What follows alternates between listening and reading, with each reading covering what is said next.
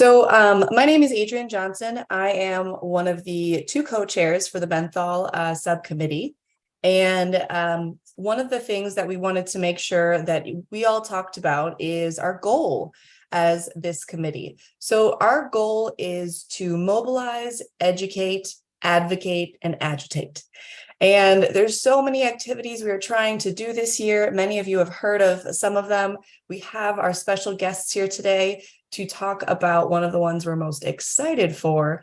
But in terms of activities, of course, we have No Menthol Sunday and forums, community events, legislative visits, as we discussed, going door to door, media campaigns, counter marketing, really getting at the misinformation that is unfortunately consistently spread. And that is something that has happened even recently with the most recent FDA update to trying to continue the process of banning menthol cigarettes, as well as op-eds, talk radio, and a coalition on alliance building. So our goal is to not just eliminate access to menthols, it's to eliminate the health effects of menthol cigarettes. And the reason we say that is because we want to make sure that we are helping the people who are using the menthol cigarettes, not just eliminating them and leaving them in the lurch. We want to make sure we are providing support for those who are addicted to this very addictive product. And then, of course, our larger goal as the Wisconsin African American Tobacco Prevention Network is to improve Black health and save Black lives.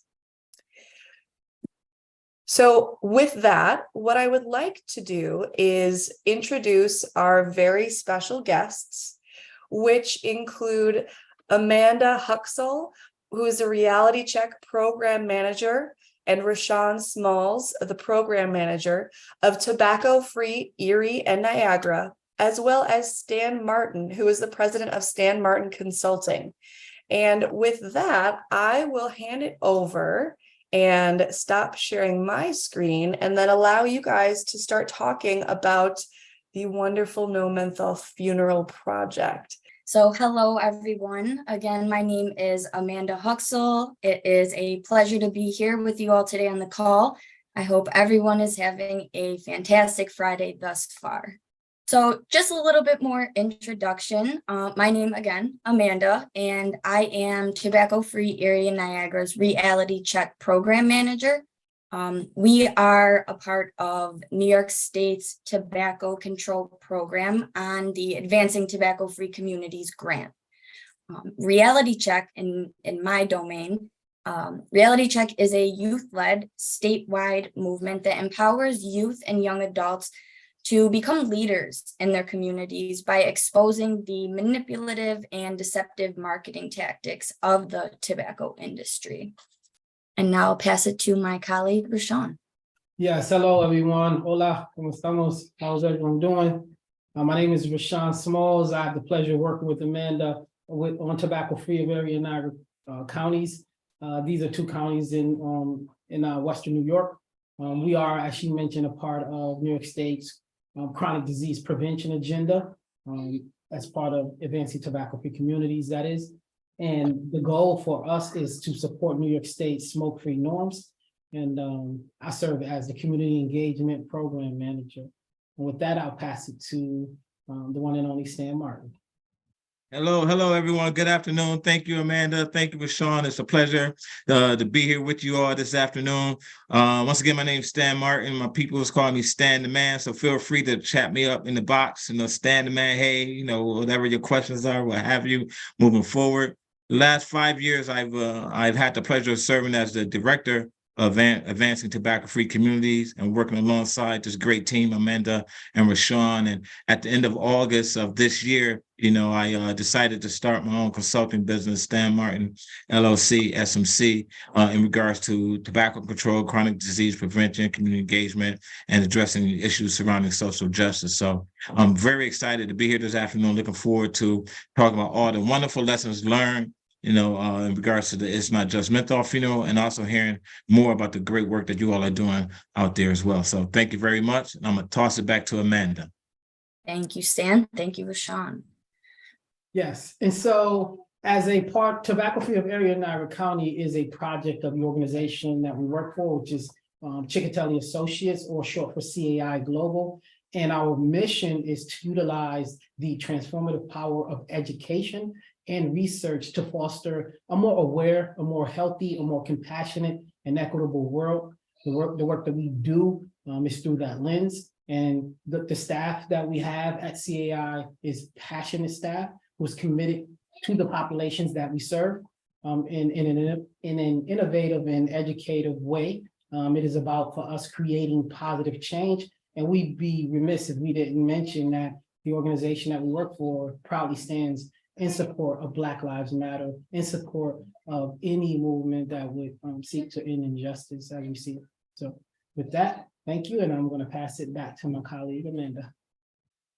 Awesome. So the agenda for today, what I like to say, our roadmap for this call, we will be going through a number of things, some objectives, and really unfolding what went into the planning, the implementation of our Buffalo Menthol funeral.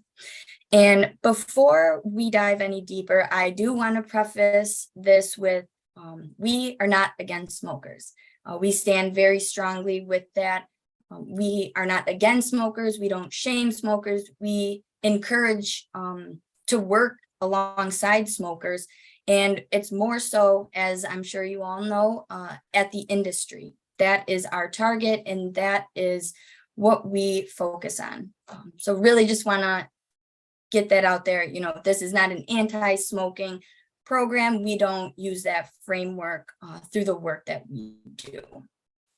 And also, you know, today we just want to be of service to you, to share and again unpack the planning and implementation of the Menthol funeral. So our objectives for today. Number one, promote and honor Black culture as a strategy to counter Big Tobacco's manipulative marketing tactics. Our second objective, mobilize and engage a diverse group of community partners to be the driving force of this effort. And three, build the capacity of community partners to speak truth to power in effort to ban the sale of menthol. So by the end of this call, we expect that you will be able to have a better and clear understanding of what this entailed. And now I will pass it to Rashawn. Thank you, Amanda. Of course. In advance, I do want to apologize because I have my coworker, my 5-year-old son here, who for some reason is not in school. Obviously, today's Veterans Day. I'm joking. And big shout out to any veterans on the call today. Definitely want to salute you for your service and just honor you as well today. So definitely thank you. And with that, just diving into the Buffalo Menthol funeral. We say Buffalo Menthol funeral. Obviously, we talk about context and location.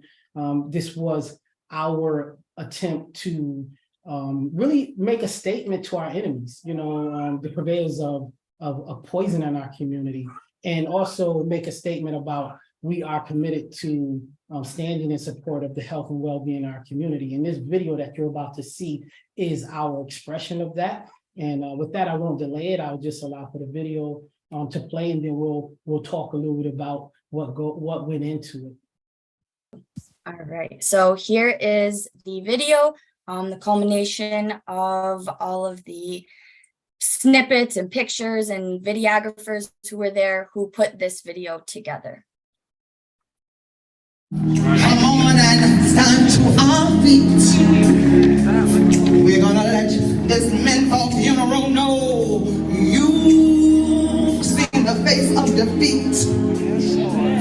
We will bury the taste that you thought you owned.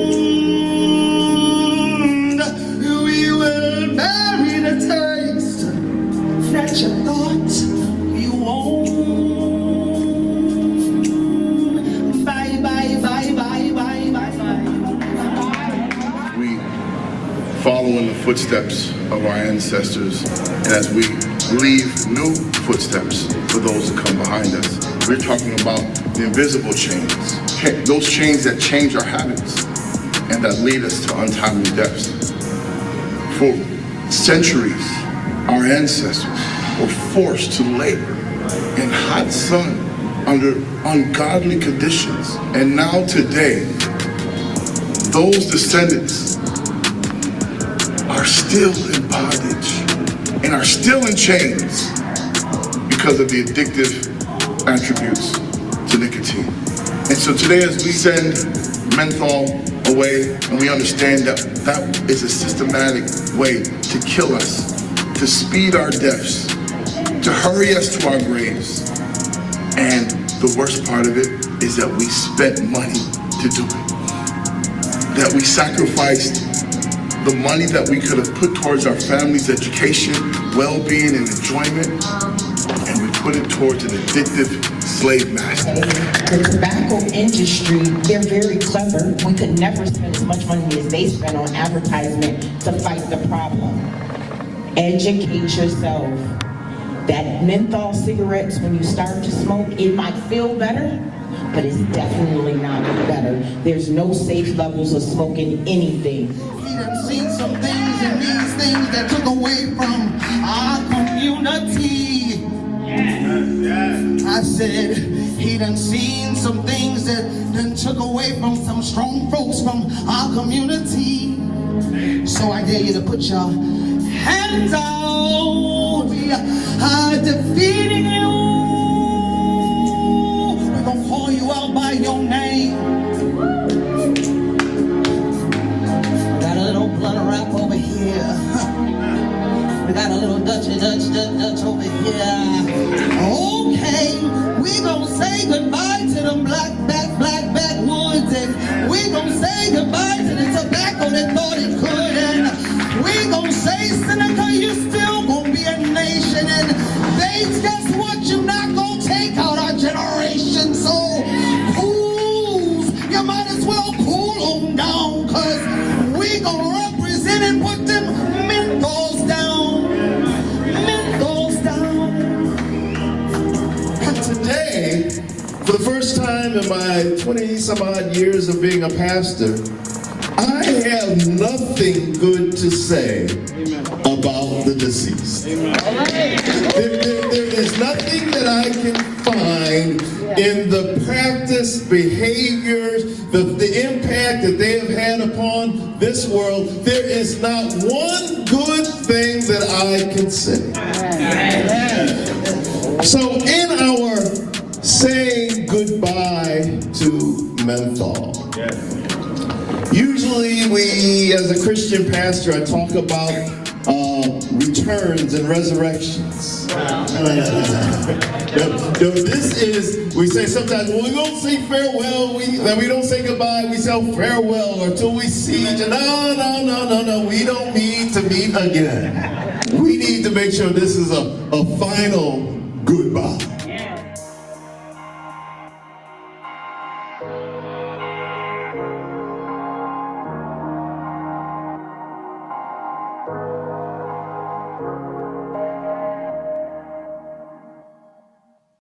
All right, so that was our video. Let me share my screen and we will get back to our PowerPoint. Thank you, Amanda. And to be completely honest with you, man, every time I get a chance to see that piece right there, I'm always moved. Even having been a part of it. I mean, because you start off and you have this idea, this vision, and you never know what it's going to be in the final end, right? You take this leap of faith, and that's essentially what it was for us, this leap of faith. And it was, in fact, about honoring, our Black culture, honoring Black lives as well. Next slide, please. Yes. So it was about honoring Black culture. It was about honoring our Black lives, right? It was about honoring and protecting our Black lungs. So we talked about just uplifting the concept of Sankofa, which some of you may be familiar with, perhaps all of you. And it is about looking back, right? Honoring the past. It is about honoring the present as well. And it was about the future, looking at and honoring and protecting our future as well. And so when we think about the Menthol funeral, for us, it was it was a statement that said, hey, we are standing in support of the struggle of people who are currently are seeking to quit smoking. As Amanda said, we're not an anti-smoking organization. We stand in support of those who smoke. In fact, my wife smokes. I have family members who smoke. So it's that constant tension that we sought to wrestle with. And what we landed at on it is that we were going to make a statement that says, hey, this funeral is about standing in support. We're no longer going to have menthol in our community, and we're going to take action, and we're going to bury menthol. And so this was an act to stand in support of those who were struggling to quit. But it was also an act to save future generations. Historically, the tobacco industry, as you know, has always sought to target, attract, and addict generation after generation. So it's this continual effort by the tobacco industry of pouring money into our communities at the point of sale. And so this was saying, hey, we're done with it. We've had enough. We don't want you around no more. We're going to bury you. Metaphorically, symbolically, and we're working, and you'll hear later talk about some of the efforts that we're doing to bury it politically and legally as well. So this was an effort to save future generations as well. And one of the things we often talk about is standing in solidarity with people who are fighting across this country and against the tobacco industry, against to ban menthol, to remove it from the shelves. And we stand in support. We stand on the shoulders of those who preceded us. So this effort right here was, a culmination of those things right there. And I want to just tease out a couple of other things. And that is, when you talk about the poetry, you talk about the song that you heard. For us, it was about amplifying the word. It was about amplifying the voice. You know how powerful as a symbol it is in Black culture, right? It was about using that power of truth to call out the purveyors of injustice, the tobacco industry, which you heard some of the people in the background, which we're going to call you out by your name. You heard Pastor Nichols speak to that. The eulogy and the burial was also about daring to imagine, about daring to have that imagination, right? That faith that this could happen. Sometimes people lack that vision, and this was a symbol that said, we're going to share that vision. If you can't see it, we want to put it in front of you through this menthol funeral. And so this was helping people to begin to imagine about a community, a world that doesn't include tobacco or menthol specifically.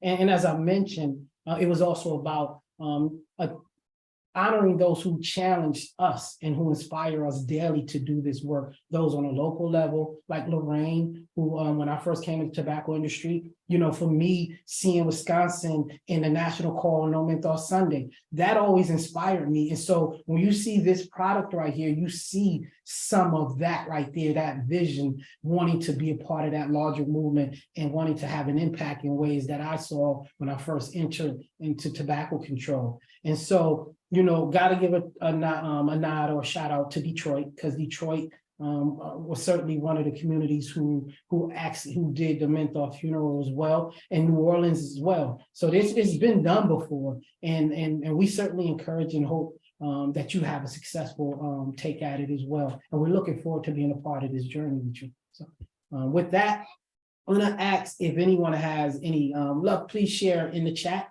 some comments, some thoughts, some reflections, and even questions. I'm sure we're going to get to most of that at the end, but certainly want to start. I would like to field maybe one or two comments and just respond to them if I may at the moment. Yeah, and Adrienne speaks about supporting those who are ready to quit and not forcing anyone to do anything. Yeah, for sure. This was certainly about just simply, wanting to paint that picture and being there for people, for sure. And you'll hear a little bit about some of the more comprehensive stuff that was there to actually literally support people. And certainly we had a repass as well. So, yeah, and I think Amanda is going to talk a little bit about that, and as well as how the radio station was involved. So again, these are great questions. Thank you.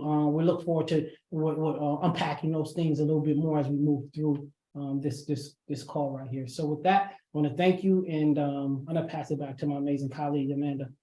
All right. So I had the amazing pleasure of being a co-leader in this Menthol funeral. And before I get into the nitty-gritty and whatnot, I always live by and think about the African proverb, it takes a village, right? And this work cannot be done alone. It cannot be done in silos. And so really, I think, one of the main points of community effort and building that will and the passion is bringing people together, listening, hearing, having open dialogue to really get through some of questions and uncertainties, to do the work and to do it together. And so ourselves and the community, we've been for the past few years working alongside each other to make menthol a priority. And one of the ways was really being intentional about burying menthol. So, burying menthol, we buried the flavor, and we did not want to give menthol more power by aligning it with a name or person.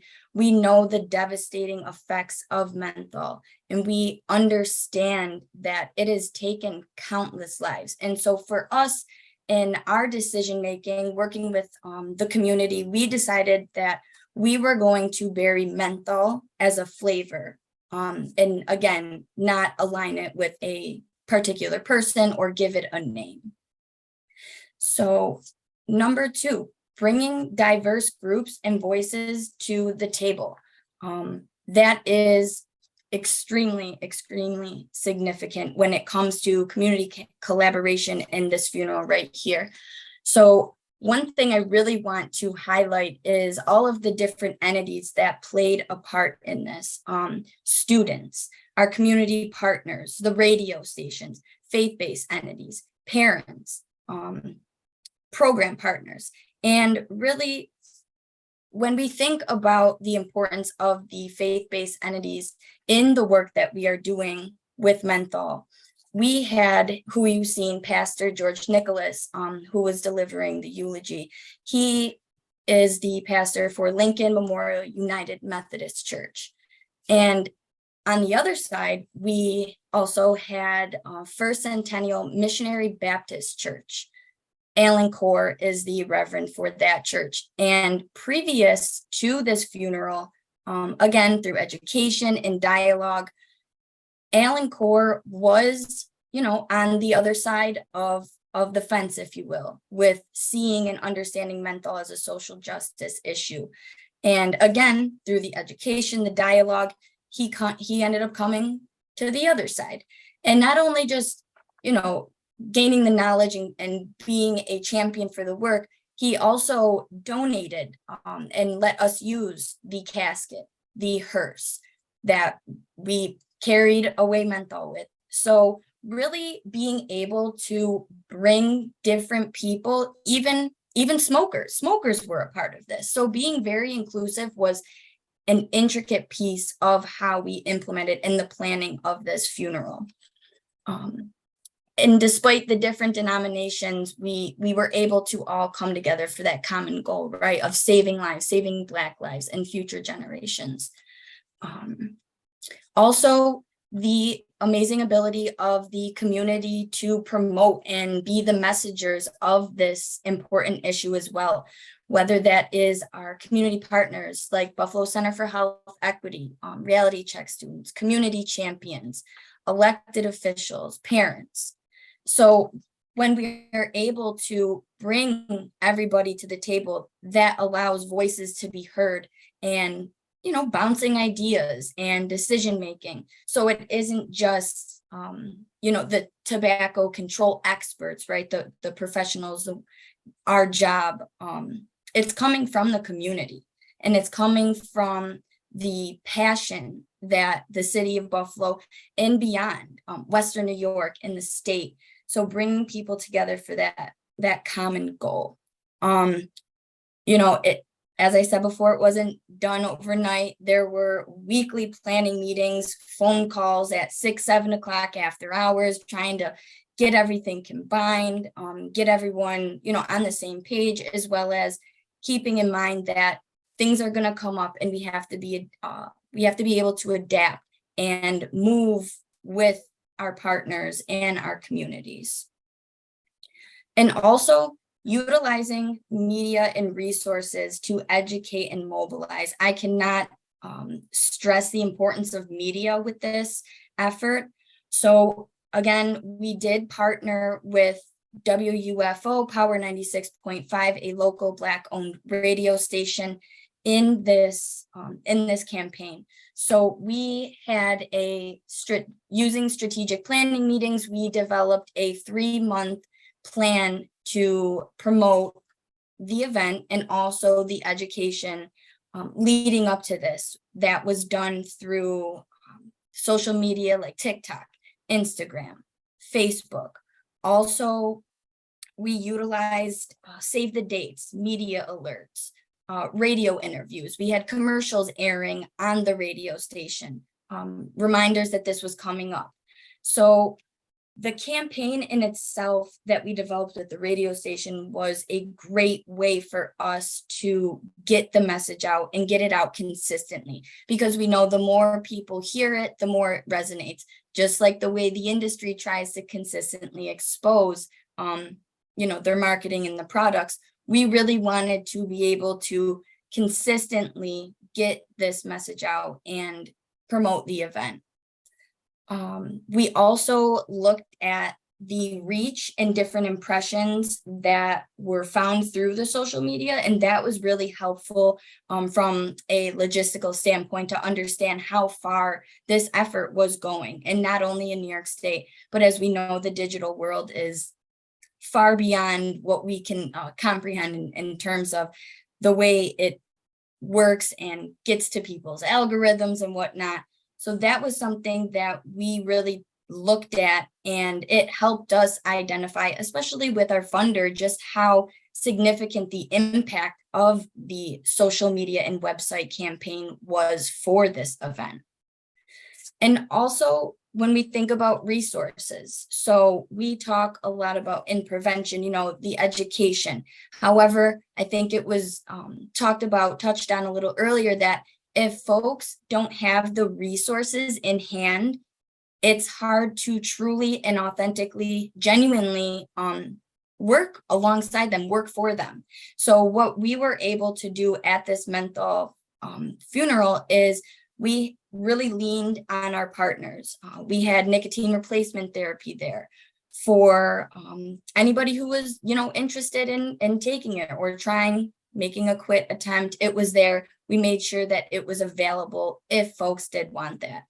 We also partnered with the University of Buffalo, and they had staff doing vital checks, speaking about the importance of, blood pressure and things like that. So really trying to make sure that we not only had resources, one-pagers and save the dates and things like that, but hard resources that we knew people need.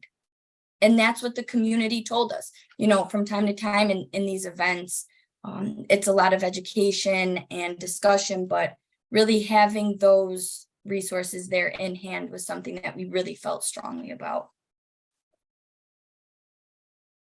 Also, one last thing I did want to touch on in terms of like educational resources and activities, that was something that we really built into this event. So it was more than a funeral. It was a celebration. We really wanted to use this activity to ignite excitement and passion. And we wanted it to be celebratory in a sense where we're celebrating the lives that will be saved, the lives that, can be untouched if menthol were to be buried. And so we had things like a power board, as you can see in this photo. When attendees were coming in, there was one side where folks could write on sticky notes, messages to Big Tobacco, and on the other side, we had messages to loved ones. So we made sure, again, not only to focus on Big Tobacco, but really connect and think about how this truly affects our everyday lives. When we go in and do this work, if you go into a room and you say, hey, how many people have been affected by tobacco in your family? Most hands go up. So we really wanted to hear the feelings and have like an expressive component to this funeral. And now with that, I'm going to pass it to Stan the Man. Say thank you, Amanda. Thank you, Rashawn, for that wonderful interview. I'm chopping at the bit because I want to hear from you all. So I'm just gonna jump and dive right in. So just real quickly, Amanda, if you can go to the next slide, please. One of the things I want to share with you all is that the Menthol Funeral was a kind of like our culminating event. There was a number of activities that took place prior to the Menthol Funeral, and also a number of activities that took place afterwards. Amanda, if you want to go ahead and click through the slides all the way to the champion, to the last slide, or the open communication slide, that would be great. You heard Pastor Nicholas say that, you know what, no, this is farewell, this is goodbye. This is it. You can keep going, Amanda. And one of the things I want to emphasize is that when you're working with the elected officials, when you're working with, and you all are doing this already, with your legislative visits, is that, what is the goal? What is the date? What is the purpose of this? So one of the things that we were very intentional about was that we want to end the sale of menthol tobacco by June 30th, 2024 next year. And this funeral took place June 28th, 29th. It was during the Black Month Music Conference Awards. And then, following June, come July, we had different summer events. I'm sure that you all have there, in Wisconsin area, because you only get 90 days, so you got to get it all in before the winter hits. So we had our educational events in July, and then in August we met collectively. I was still working closely with Amanda Rashawn at CAI, and we did our power mapping in terms of, all right, where do we already have buy-in from elected officials? Where do we have ownership? Where do we have engagement from the community, et cetera, et cetera? And then our power mapping during the month of August, we said, you know what, now we got to hone in and take a deeper dive specifically into our elected officials, because you can't just focus on individual behavior change. The environment has to change itself, all right, to support the change. So we then mobilized everyone, who our tobacco action group members and what have you, and we followed up specifically with elected officials here in the Buffalo area to really say, okay, like, this is what the community have said. We've done a lot of this education, a lot of awareness. Now it's time for action. We then followed up and worked closely with the Public Health Law Center to craft a policy specifically for the city of Buffalo. And we based that upon things that happen in Massachusetts, California, near you guys. I think it's Golden, Colorado. And we was then to take that policy directly and hand deliver it to our elected officials, to our champions, who had already passed several policies even prior to this point, in terms of tobacco retail licensing, addressing the density and proximity to schools and things of that nature. We then took this information to them to say, now we need to strengthen what we already have or create this standalone policy right here, because Black Lives Matter. People are dying, period. And, you all, summed it up very nicely, in your overview. So what we were able to do, as you looked at this continuum, Amanda, if you can click one more slide, we were able to leverage the relationships to identify a champion within the Common Council who was willing to put pen to paper and say, I'm going to move this through legislation. This is important. And he was able, this took place at the end of October, and now we're coming up on our second visit with the Common Council, where so it potentially will be assigned, a docket number, and then it would go to vote and come back and things of that nature. I think you all know how it goes. I know that you are very, savvy about the political structure there, but it is moving forward, and the tobacco industry is here. They're already running commercials, opposing, this work. So, however, as you all know, hey, we might not be able to match their dollars, but they can't match our will.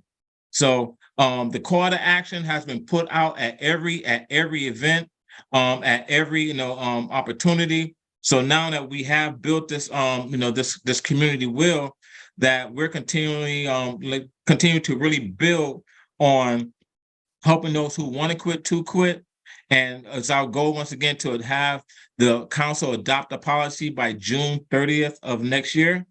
However, full implementation will take place January 1 of 2025. Because once it goes in, once the policy, when it's adopted, let me speak into existence. That'll give those who want to quit to quit, and for us to work with them in terms of really providing some tobacco cessation information that is culturally sensitive and appropriate, what have you, for Black folks, for Black people. That's what we're hoping to do. So that's a picture of our Common Council meeting, where that's Councilman Wyatt, shaking all of our Tobacco Action Group members' hands and things of that nature, and just some of the other partners, our Reality Check Youth, and other folks who are involved. We've connected this with another initiative as well in terms of, Freedom Park. Freedom Park is a sacred land here. If you are familiar with Buffalo, it's the last stop on the Underground Railroad. There was tremendous tobacco usage at that park. It was then changed to Freedom Park recently. And once again, just matching our shared mission and vision for the city with other initiatives can help build that same reimagining or that redesign of the community that I think you all are working on there as well. And we're working. Yes. Stan, thank you so much. And I want to make sure, because we have 10 minutes left on the call, that we can ask you some questions and learn from all of your knowledge. Let's do it. Good. And I want to, again, thank Stan, Amanda, and Rashawn so much for sharing all of this. One question right off the bat was from Mary, and I want to invite people to add your questions to the chat or go off mute and feel free to just verbally ask. But the one from Mary McGee is, was there a community survey or focus group regarding the impact and perception of this initiative? Culturally, this can be viewed in several different ways, especially when a faith-based component is involved. I'll take it. I'll take it, Amanda and Rashawn. You can chime in. The short answer is no. We didn't do a focus group or community survey, following the initiative in terms of the Menthol Funeral.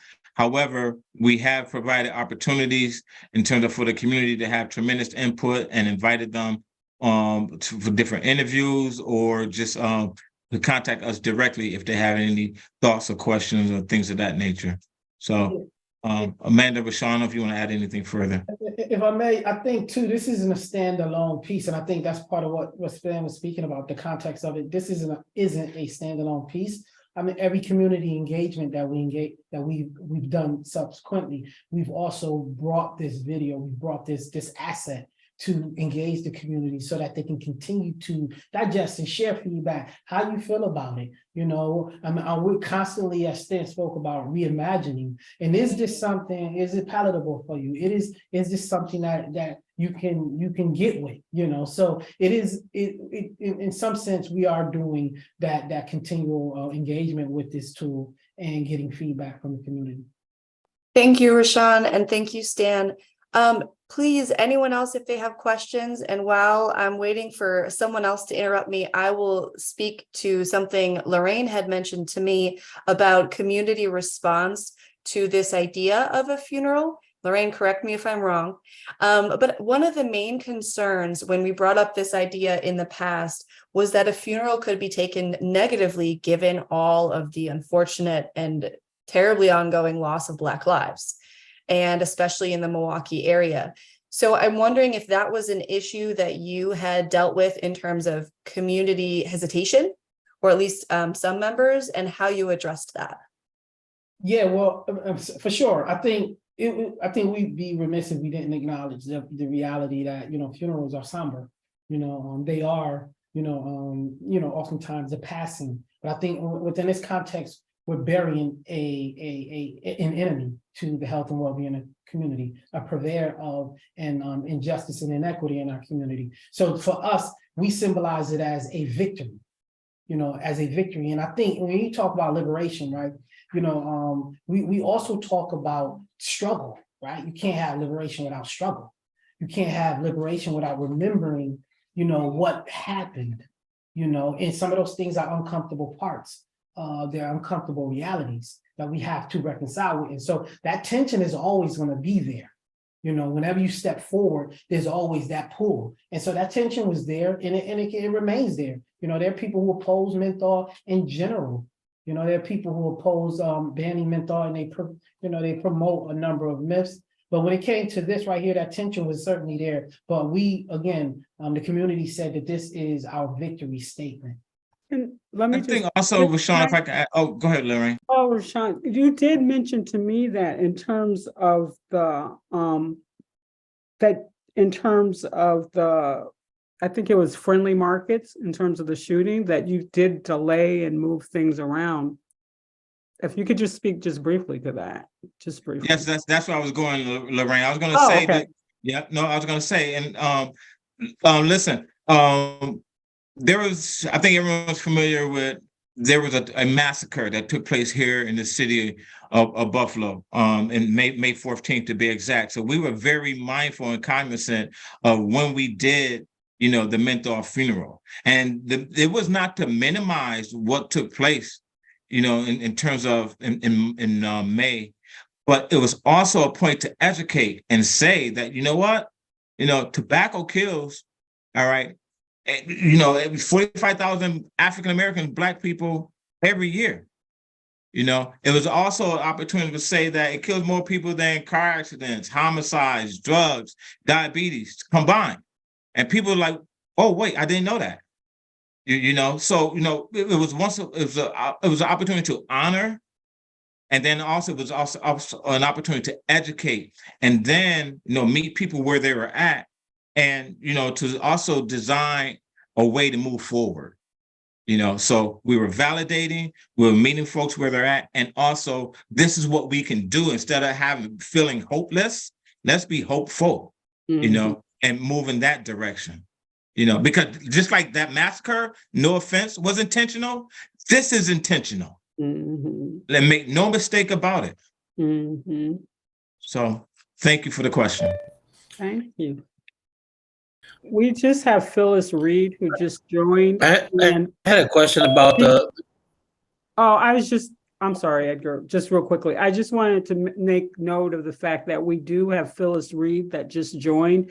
She is from one of the funeral homes that we'll be working with. So if you have any advice to her and to my team working with funeral homes, and then we'll go on to Edgar. So one thing I can speak to in our planning was we went back and forth about how we wanted to situate the casket and the hearse.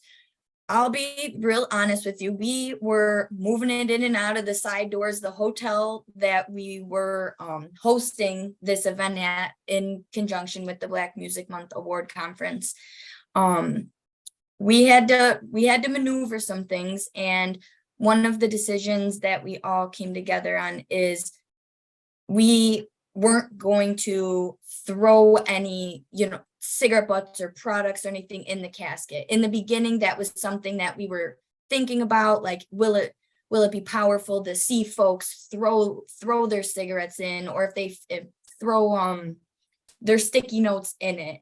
But we kind of thought that with the funeral director, Alan Core, that wouldn't be the right thing to do. We didn't want to expose people to cigarette butts and those kind of toxins and whatnot. So what we did in the video is we had them laid out on top. And like I said, the hotel wasn't like, they didn't want us to use like the front door, so we had to get creative. And as you've seen, Rashawn and Stan and others were carrying it out of the side door to get it back to the hearse. So if that was what worked for us. And so we did have to kind of, again, adapt to what was going on in terms of the environment and the setup of the room. thank you. Of course. Great question. I'll go ahead and give it to the question that's in the chat. Because I can always ask my question to you guys afterwards. It says, I can just read the whole thing. Funerals, Black lives, religion, and faith, intentional targeting of the Black community, menthol use and smoking are all controversial and heavy topics, each on their own and even more so collectively. Was there a community voice that was given during the planning process before this was implemented? I want to chime in here, Amanda and Rashawn. The short answer is yes. We spoke to our tobacco action group members in terms of, what are your thoughts? How did you feel about this? We've also went to faith leaders, in terms of, is this something, as you saw, is this something that you could support? We have one pastor read the Old Testament, another one read the New Testament, and certainly, there's going to be, those who oppose. And overwhelmingly, at the end of the day, we receive the vast majority of say, this is something that we should do. This is something that is important, and this is innovative. And I think one of the things that I would just like to highlight before I close is that we have to reach our audiences in different ways. There's different things that, that's going to resonate with Black culture, that's going to resonate with, people of color. And our culture has been, appropriated and, for so long.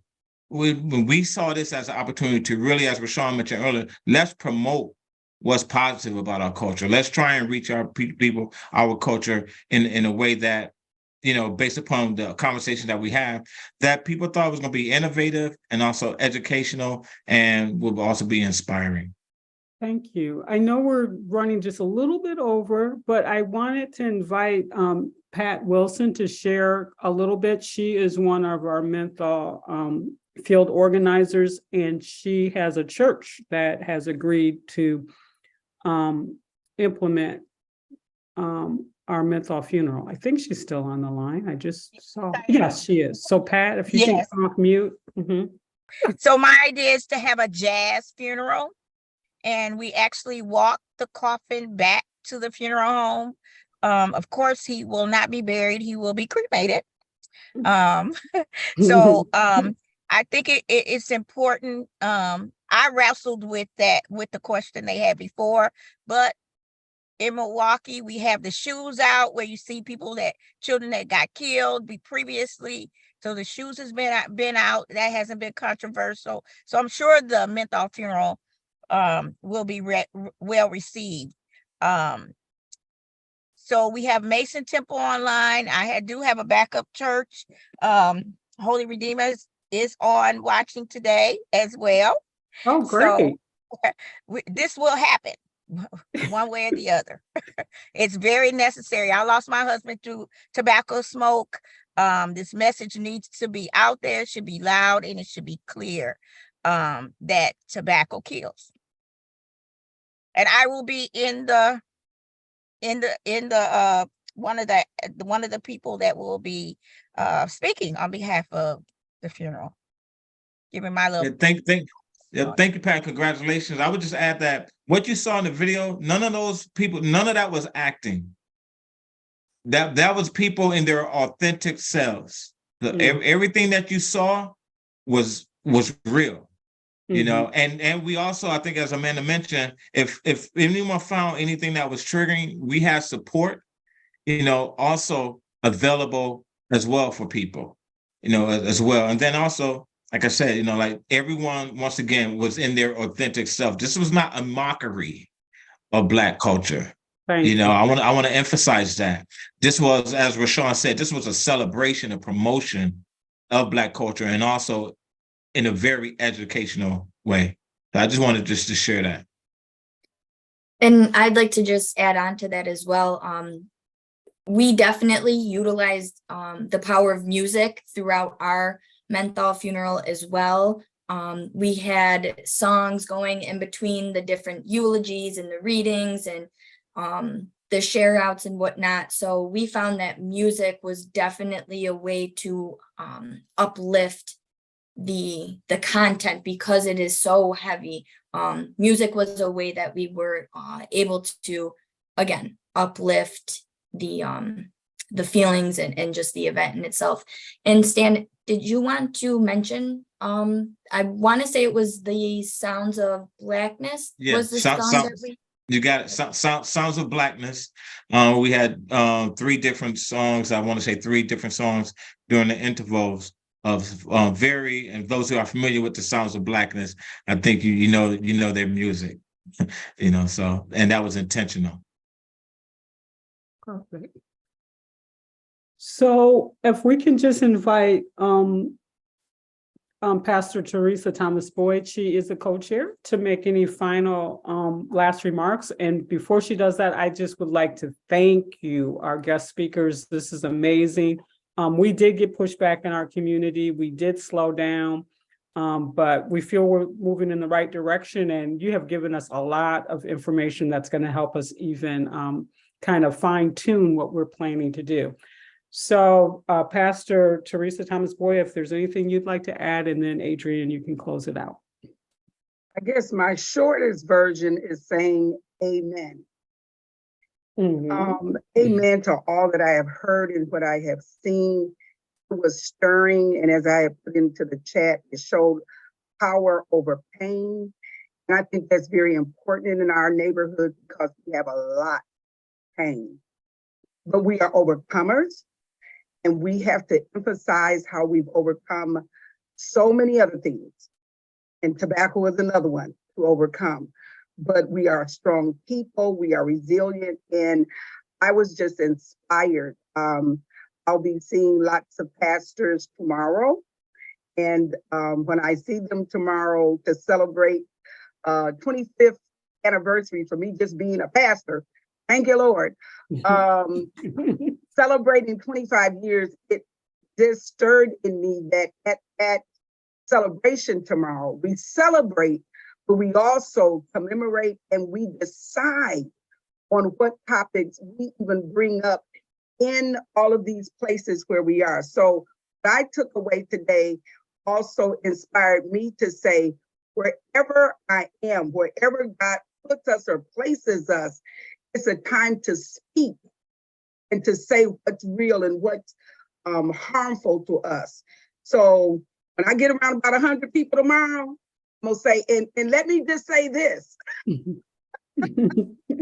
As we celebrate 25 years, let's also think about other people that we wish would have been here. But there's 6 or 7 committees, and I will say projects that I'm working on in the community. This is one of them, and we will lift it up. So thank you for your work. Thank you for your labor. Thank you for your courage. All of those things that it takes to make us know that we can do it together. We say these cliches, but it's real when you make it real. When you say we're better together and then you do it, we're better together. So I appreciate and applaud all that you're doing. Thank you, Patricia. Thank you for all of the things that are being done. And Lorraine for being she's not just a cheerleader. She's one that leads by example. And I am so happy to be a part of this move with her. Thank you, Edgar. Thank you. God bless you all. Thank you. And Adrian, any final? I share this knowing that we don't have time to do all of this, but I want to say that we are doing so much, and this is what we've talked about today has been amazing. It's so hard to talk after Pastor Teresa, so I'm not going to. So thank you all and have a wonderful day. Thank you. Thank you. Thank you, everyone. We'll follow up with you guys in emails in terms of other activities that this committee is working. They're working. Well, I'm working them to the bone. So we will be following up with you with other activities that the Menthol Subcommittee is involved in.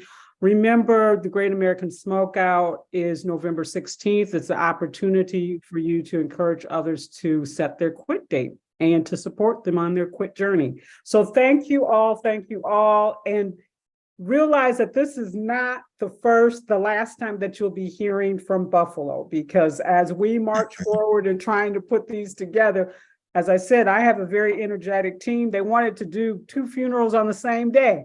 And I was like, whoo, I don't think we can do that. So, but anyway, we will be working, as we're working with Detroit, we will also be working with Buffalo. So thank you all for your support and for coming out today. Thank you. Thank you, Lorraine. Thank you, everyone.